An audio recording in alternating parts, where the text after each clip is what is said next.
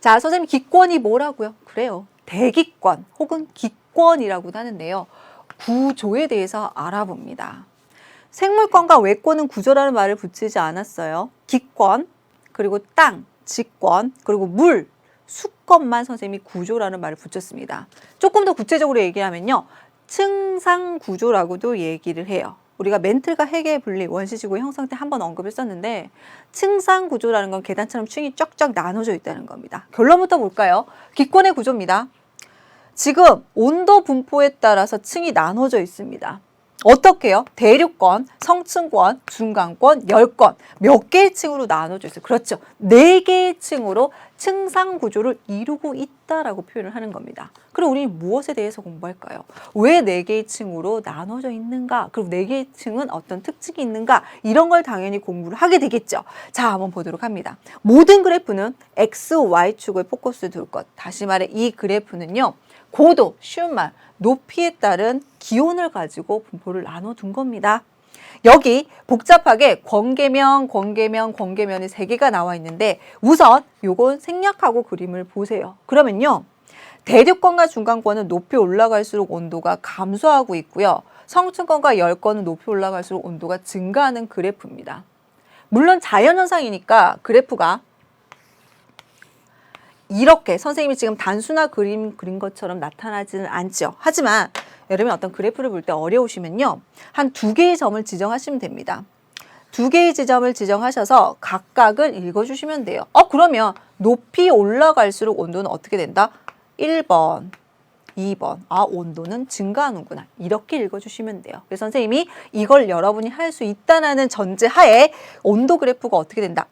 여기는 높이 올라갈수록 감소하고 여기는 증가하고 여기도 감소하고 여기도 증가하는 경향성을 보이는구나. 온도 분포에 따라서 대륙권, 성층권, 중간권, 열권으로 나누었구나. 그럼 왜 그럴까요? 자, 보세요. 이 온도 분포를 결정하는 걸 설명하기 앞서 원시지구에서는요. 이렇게 4개의 층으로 나눠져 있지 않았습니다. 이렇게 2개의 층으로만 나눠져 있어요. 선생님이 권계면은 다 생략하고 그림을 보자라고 얘기를 했습니다. 무슨 말이냐? 지구가 태양으로부터 에너지를 받으면요. 받은 만큼 내놓는다고 말씀을 드렸습니다.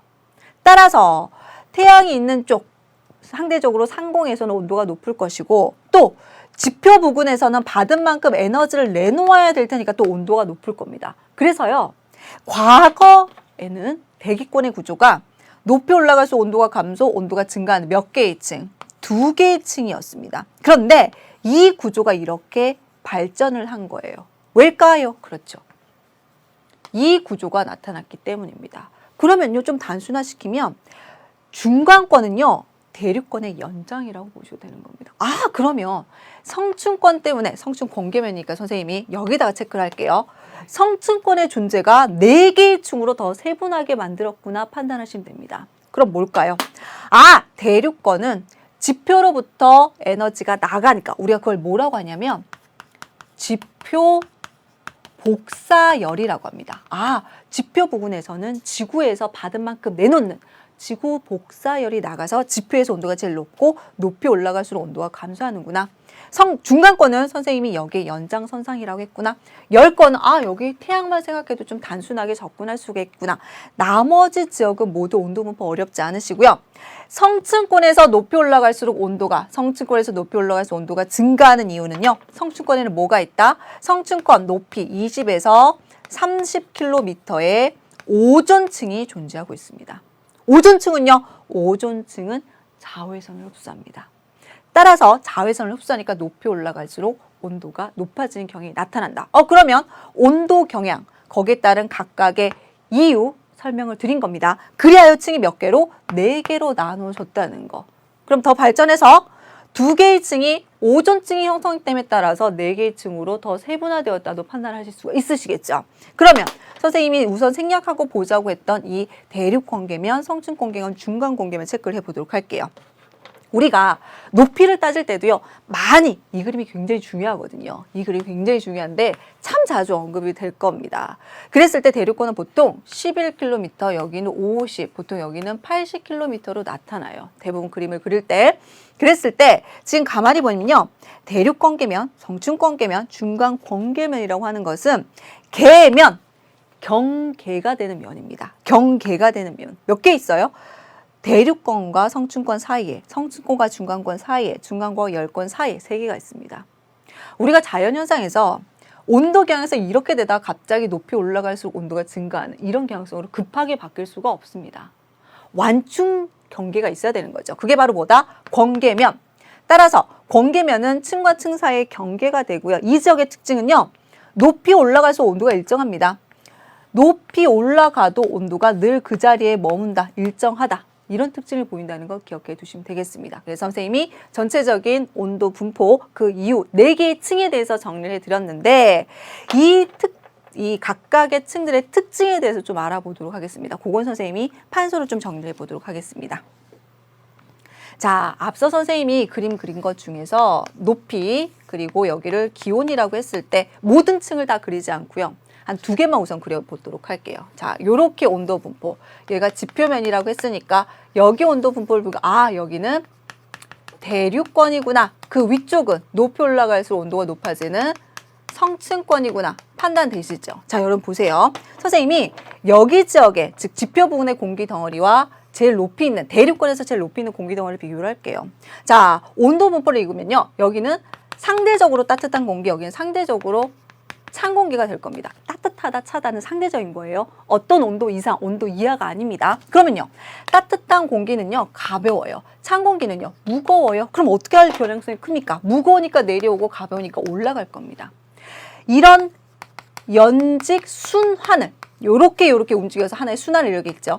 이런 연직 순환을 우리가 무슨 현상이라고 하냐면 대류 현상이라고 하고, 이렇게 공기가 움직일 때 우리가 뭐라고 표현하냐면 불안정하다, 이렇게 표현을 해요. 그래서 셋을 같은 맥락으로 이해를 할 것. 그럼 이렇게 높이 올라갈수록 온도가 감소하는 대륙권은 공기가 불안정하구나. 그럼 이런 온도 분포를 보이는 게 누가 있었습니까? 그렇죠. 대륙권도 있었지만 누구도 있었다? 중간권도 어떠하다? 불안정한 층이구나 생각하시면 됩니다. 그런데 성층권은 반대죠. 아래쪽에 차고 무거운 공기가 있고요. 위쪽에 따뜻하고 가벼운 공기가 있어요. 그럼 여기는요. 그렇죠. 여기 층은 우리가 안정하다라고 얘기를 하고요. 이런 성층권과 같은 온도 분포를 보이는 층이 누가 있었습니까? 열권이 있었다. 요걸 기억해 두셔야 돼요. 즉